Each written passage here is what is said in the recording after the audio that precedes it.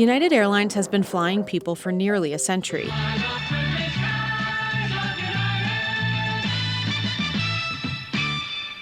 And it's grown to be one of the biggest operators in the world. In 2023, it flew over 160 million customers. It serves 348 airports globally with a fleet of 1,375 planes, 106,000 employees, with over 4,500 flights a day. But when it comes to profitability, it's still chasing that number one spot. The biggest competitor that United has right now is Delta. Delta has been at the top of the industry for a long time. It's the most profitable, has the best margins. We haven't exactly achieved the number one profitability status in the industry, but I know we're on our way. It's really front of mind for all of us. It's a very large legacy airline. I do think the last 7 years, it's felt a bit more like a startup airline. American Airlines, Delta, and United, known as the Big Three, all have similar business models, so competition comes from hub locations, product offerings, and route networks. United actually has the largest, most expansive route network abroad of any of the big three U.S. airlines. So in a way, United is America's flag carrier to the world. The airline has been spending billions on new airplanes, lounges, technology, and diversifying its cabins to offer a broader range of products to its customers. United's profitability and overall business performance has been steadily improving over the past 5 years. Delivery delays on new aircraft from Boeing and Airbus are hindering some airlines' growth plans. Both Delta and United have faced additional challenges this year. United had a string of maintenance issues, while Delta had to cancel more than 7,000 flights over the course of 6 days in July after the CrowdStrike outage. That's more than all of Delta's cancellations in 2019. Despite these events, Delta and United stock are up this year, with United shares rising over 80% year to date. Since the recovery post-pandemic, they've had a better game plan than basically anyone else. It really hasn't changed. CNBC explores how United became one of the largest airlines in the world and what's next for the carrier.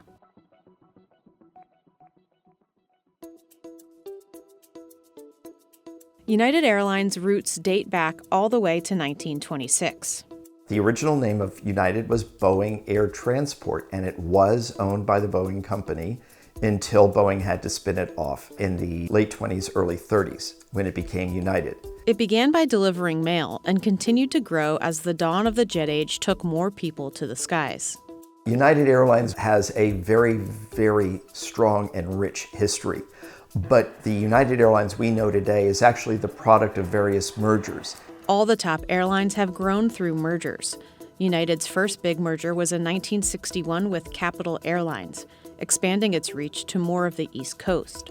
In 1985, they bought Pan Am's Trans-Pacific route network, which gave them an expansive route network into Asia. Another was announced in 2010 when it agreed to merge with Continental Airlines. Think of United as a Brady Bunch of airlines that now has a single name and a single paint job. The Continental merger was really significant. What it did is it really set up the modern day United Airlines. Over the course of a century, the airline has faced many challenges. On September 11, 2001, 2 of the planes hijacked by terrorists were United planes. Then air travel demand plummeted. The United States was also in the middle of a recession. So what we saw was several airlines, U.S. Airways, then United Airlines, had filed for bankruptcy in the years following the terrorist attacks. It came out of bankruptcy in 2006 with a reduced staff and fleet. The Great Recession in 2008, coupled with rising fuel costs, hit the industry hard. Then there was a series of mega mergers: Delta and Northwest, American and U.S. Airways, and United with Continental. The difficulties in that merger were many and varied. Trying to put 2 large corporations together is always difficult. You had 2 very different cultures. Oscar Munoz was on the board of United Continental Holdings in 2010 and later served as the CEO of United from 2015 to 2020. There was not a lot of love between the 2 organizations and groups. The company was not in a wonderful place with regards to unison, cohesion, singular point of attack operationally, financially, business-wise. So it was a bit of a mishmash. The $8.5 billion deal with Continental brought key hubs like Newark and Houston into the United network. With United's strong presence in Asia and continentals in Europe and Latin America, it created the world's largest carrier at the time, or as the New York Times described it, a behemoth of an airline. You had two of everything. So how do you decide the systems and the people to run them when you have this quote-unquote merger of equals where it's kind of top-weighted towards one side? Most of those systems, most of those leaders came over to run the much, much bigger organization. There was more than a few CEOs in a very short period of time. And it didn't help that my arrival came with a little bit of drama and crisis with my predecessor, with some issues that they got in from a legal perspective. Munoz is referring to the ousting of CEO Jeffrey Smizak and what became known as the chairman's flight, after the airline reinstated a non-profitable route to accommodate the chairman of the New Jersey-New York Port Authority. Over the next few years, the airline faced some of its biggest public relations disasters, which ranged from a man being dragged off a flight to a passenger's French bulldog dying in the overhead compartment. So you had a company that lagged and underperformed its potential overall. So they were like, if you looked at them from relative to the big four competitors, they were number 4 in overall margins and profit. What was important about the whole culture we built at United, honestly, if COVID had happened like right when I had taken over, or right before I had taken over, I'm not sure United gets through it. We were by far last. Made a ton of progress right before COVID. Our financial results were stellar, well ahead of schedule. And at the same time, we were beginning to slowly inch up. The COVID-19 pandemic brought air travel to a near halt, and United alone lost over $7 billion in 2020. United did a really smart thing during COVID. They didn't let go any of their pilots, and that helped United recover faster than some of its peers did when travel rebounded as COVID ebbed. Airlines survived in part because of a more than $50 billion taxpayer bailout. It was the biggest one in history for the industry, and it did help airlines stay afloat. And a condition of that aid was that they weren't allowed to furlough any of their employees. Airlines also have other revenue streams like credit cards, which can bring in billions of dollars a year. This is one of the only times in which a downturn happened, and there wasn't massive restructuring at that time. So the U.S. domestic market just didn't change. And so United, kind of took advantage of that, where they're like, well, we know that the international side of the equation will change, and it did. And so we're going to be ready for that recovery. And now you're starting to see structural change happen within the U.S. airline industry, whether it's being Spirit potentially, going into bankruptcy or restructuring, and others kind of changing their models. And so United wants to continue to deepen their moat while others continue to figure it out. One thing that did change during the pandemic was United got a new CEO. Scott Kirby came in as CEO, and that marked the beginning, I think, of United's strongest turnaround.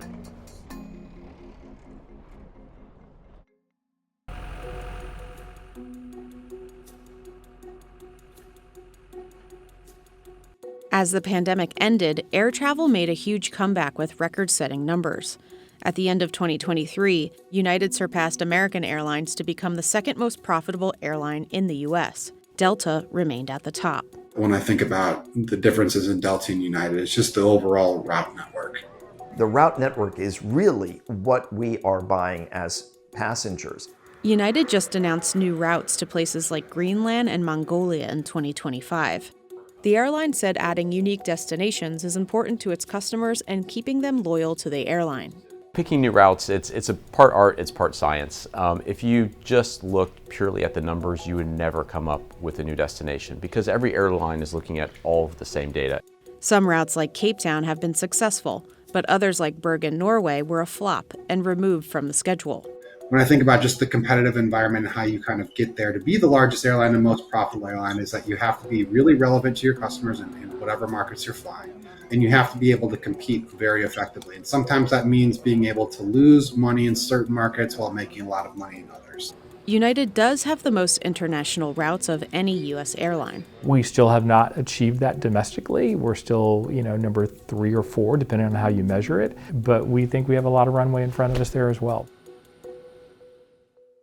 United is headquartered in Chicago, which goes back and forth with Denver to be the airline's busiest hub. Denver is the airline's fastest growing hub and 3rd busiest airport in the U.S. Delta's Atlanta hub is ranked number 1 busiest, and American Airlines' Dallas hub is the 2nd. Denver Airport has a lot of room to grow compared to some of the older, more constricted airports. When we're planning, we face a number of constraints. Aircraft and slots are usually the two biggest. New York is the busiest airspace in the world, where United operates its Newark hub.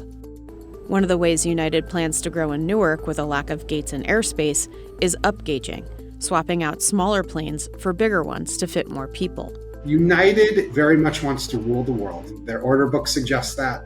In 2021, the airline announced its largest ever aircraft order for 270 new planes with plans to add more roomier seats and seatback entertainment. Once we received and had a stable set of earnings, we were finally allowed and possible to invest in the future into aircraft and products and innovations.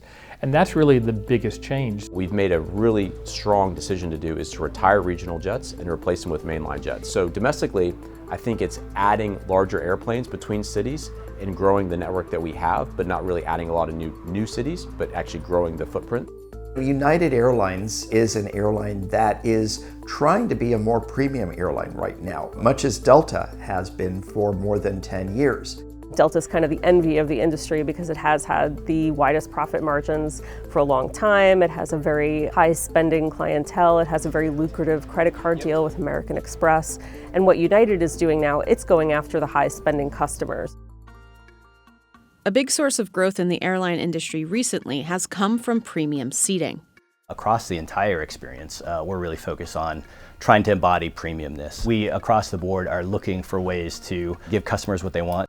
But not all customers want the same things. One of the challenges that large airlines like United have is trying to be all things to all people, all kinds of customers.